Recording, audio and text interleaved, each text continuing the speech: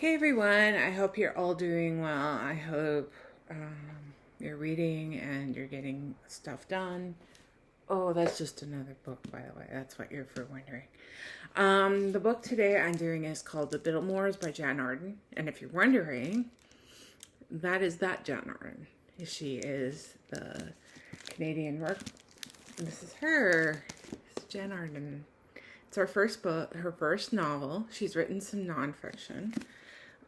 One about, I believe,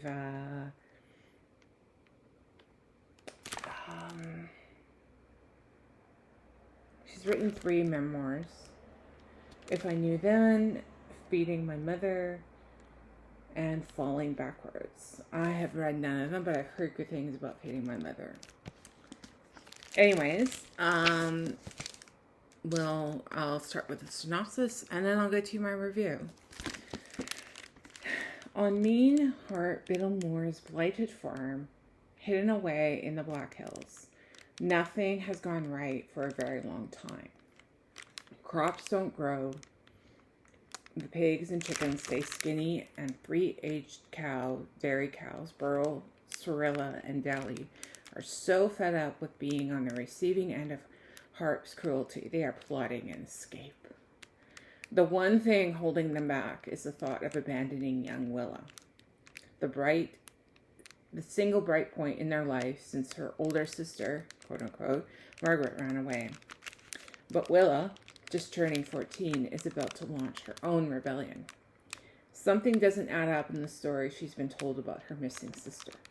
She's beginning to wonder exactly what kind of secrets the horrible Bittlemores are keeping. Just as things are coming to a head, a bright young police officer starts investigating a cold case involving a baby stolen from a little rural hospital 29 years ago. 29 years earlier. And that's the synopsis. I gave this, I believe I gave it a 4.5. It's a really good story. Very disturbing at times. I will put a caveat that there is sexual abuse, there are mentions of animal cruelty, sexual cruelty, child abuse. So if you are not into any of those things, I'd recommend probably staying away from them. It is a good story with a happily ever after, I believe. And I did enjoy her storytelling. It was quite different. It's quite a different story. It takes place somewhere in, I believe, southern rural Alberta, so around the area around Lethbridge, Alberta. Very, very different from what I have ever read. I read it for a book club meeting, and as of this recording, the meeting has yet to occur. So I can't tell you what everybody's thoughts were, although I can come back maybe later and post about it. I don't know how many people are going to show up because the last time this book club met, I was the only person who showed up. Really. And one person showed up halfway through. I think maybe the book had something to do with it, which was Greenwood, which was the last book I reviewed for you guys. But anyways, I really like this book. She even provides her own little sketch of the farm, which I thought was really, really cute. Because sometimes authors don't do this. And it's actually not that bad of a drawing. I really liked it. I found it really endearing, although disturbing at times. And I can tell you this window here does play a factor into the story a bit. But it's a really good story. So does that cat. The orange cat. We don't know her name. And I believe these are the 3 cows that I mentioned. Burl, I believe her name was Burl, Cirilla, and Dally. So, and I don't yeah, the pigs do not figure into the, and the house definitely figures into the story. It's a really good story. Yeah, like I said, you want to, if you have any triggers for sexual abuse, child abuse, animal abuse, I would say probably steer away from this book.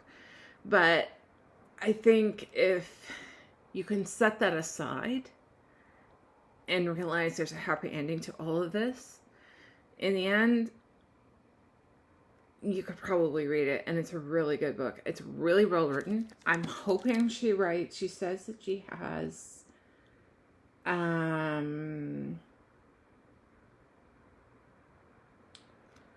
hope she talks about that she has an idea for a second novel. I hope she writes it, or I hope she is writing it. This came out in 2023, still a little over 2 years ago. So it's still fairly recent. It's definitely on the backlist, but not in her backlist. I don't know if she is writing her second novel. I hope she does. I'm curious. It's definitely quirky, the book. This book is definitely quirky. If there's anything about I can say good about it, it is definitely a quirky story. And I definitely was rooting for Willa. And I really liked Willa's story.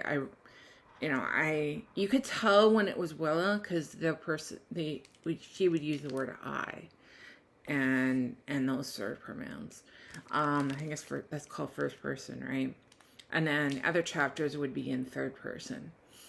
Third person omniscient, I think. But anyways, that was The Bittlemores by Jann Arden. I hope she writes another book. I hope she writes another novel. This was so fun. I mean, funny at times, it really heart-wrenching at times and heartbreaking, but it was definitely, I would say it was definitely a quick read. It was definitely enjoyable at times, and I really liked the ending. Everything, like I said, comes to a really good conclusion for everybody. And that was The Bittlemores by Jann Arden. And I look forward to talking to you soon. Bye for now.